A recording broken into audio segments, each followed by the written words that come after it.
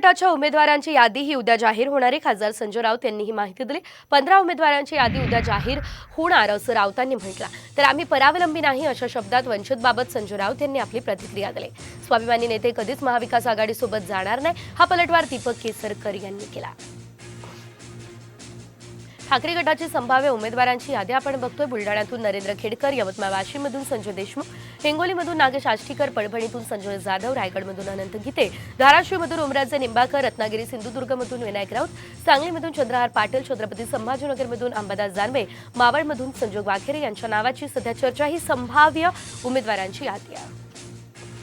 शिर्डीमधून भाऊसाहेब वागचौरे, नाशिकमधून विजय करंजकर, पालघरमधून भारती कांबडी, कल्याणमधून केदार दिघे, ठाणेमधून राजन विचारे, उत्तर मुंबईमधून तेजस्वी घोसाळकर, मुंबई उत्तर पश्चिममधून अमोल कीर्तीकर, मुंबई उत्तर पूर्वमधून संजय दिना पाटील, मुंबई दक्षिण मध्यमधून अनिल देसाई, तर दक्षिण मुंबईमधून अरविंद सावंत यांचं नाव चर्चेत आहे. बाळासाहेब आंबेडकर आमच्याबरोबर असते तर हा विजय अधिक दैदिप्यमान झाला असता, म्हणजे मताधिक्य आमचं थोडं वाढलं असतं. याचा अर्थ असा नाही की आम्ही परावलंबी आहोत, पण या महाराष्ट्रातल्या शोषित वंचित पीडित जनतेला आमच्या बरोबर घ्यावं.